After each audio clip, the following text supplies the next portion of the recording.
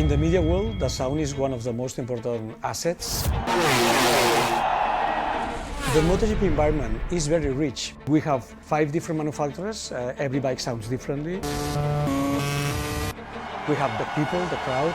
We have all the elements that are around the bike, which is the mechanics, the people working there. When a rider crashes or stops the bike and he shouts or he wants to talk to a marshal. We never get this audio before as clearly as we can do it today.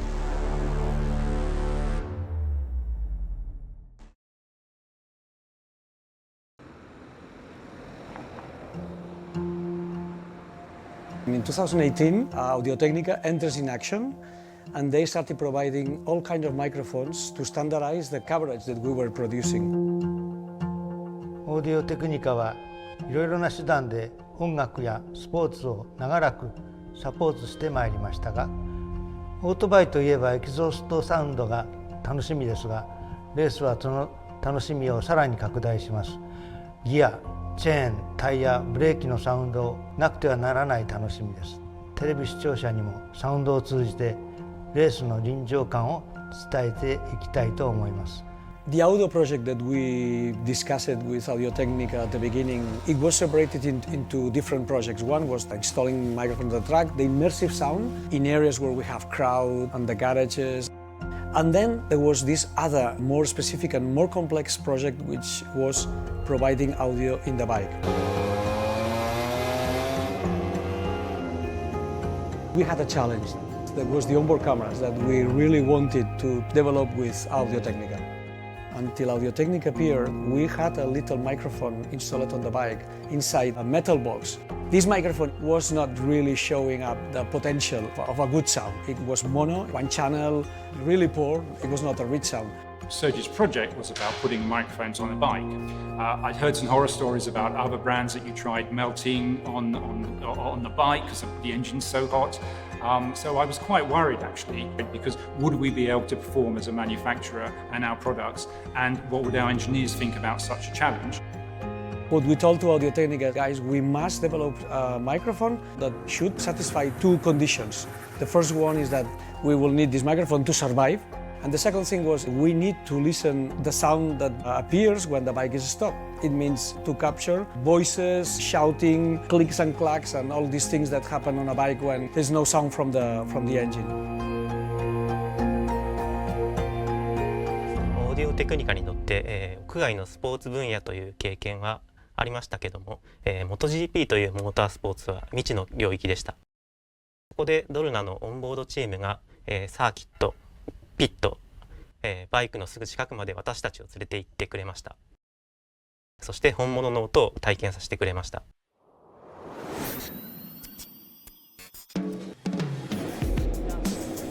Japanese engineers came to Motegi in 2019 to capture audio from each different bike. I remember that they created a special microphone to capture the sound, to study it and to realize the pressures and the quality and everything involved on that sound. ただ実際に運用していきますと、先ほども言いましたようにそのバイクメーカーごとの音圧差を踏まえたマイク感度の最適化、それともう一つは風雑音の対策、これが大きな課題となりました。バイクメーカーごとにそのマフラーの形状と位置が違うので、オンボードカメラ上の音圧が予想以上に大きな差で発生していたことや、オーディオテクニカの私の部署で新しく開発されたラベリアマイクロフォンである BP899 を MotoGP の厳しい環境に適用させることを行いました。振動、音圧、風圧、温度、天候に適応しつつ音質を劣化させないことに注力しました。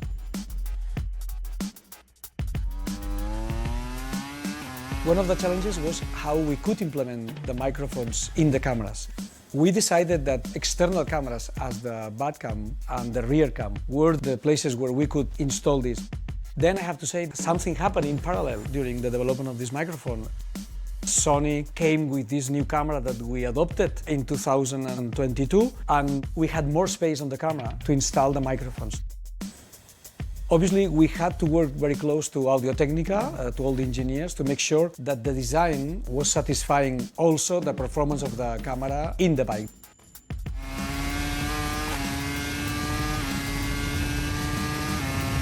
The Japanese were saying one of the massive problems in a bike is the wind. It really breaks the sound because the sound it's arriving to the camera at more than 300 kilometers per hour.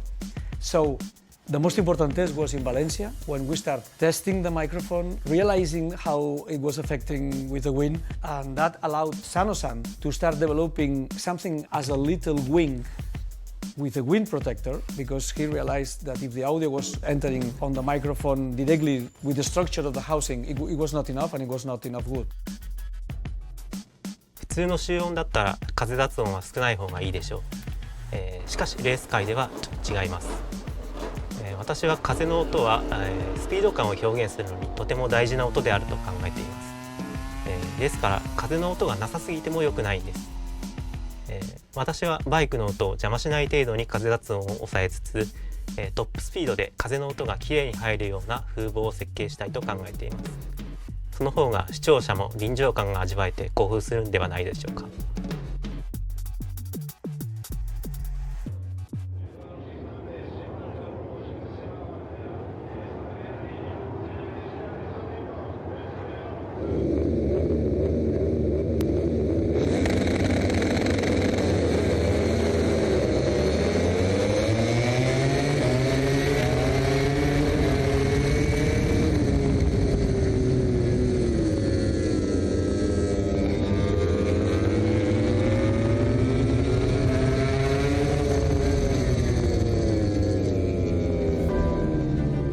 The test was extremely satisfying.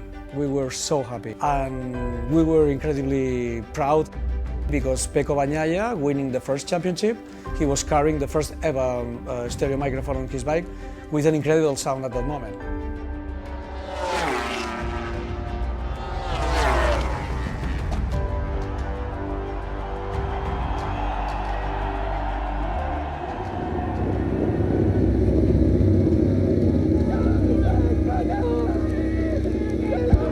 AT としてこのようなプロジェクトに参加できているということをとても感謝しています。非常にチャレンジングなプロジェクトで我々のエンジニアにとってもとても有益な経験であり、技術力向上に役立っていると思っています。I think that the development of the onboard project has actually changed the attitude a little within Audio-Technica. That speed that MotoGP work at. I mean, one example, I remember we had a prototype microphone on a bike in Saturday morning, and the next thing is Sergio Sendra was telling me that it was live in the afternoon, which we couldn't believe. We're probably more used now to taking risks within Audio-Technica, so we like to work a little bit quicker, and we have more confidence in ourselves, and that's, I'd say MotoGP's really helped us with that attitude there. Dorna is very satisfied with the result of the project because developing something from scratch in MotoGP is a challenge. These microphones that Audio-Technica have developed really are bringing a complete different scenario of dynamic, getting rich sound that we had never before.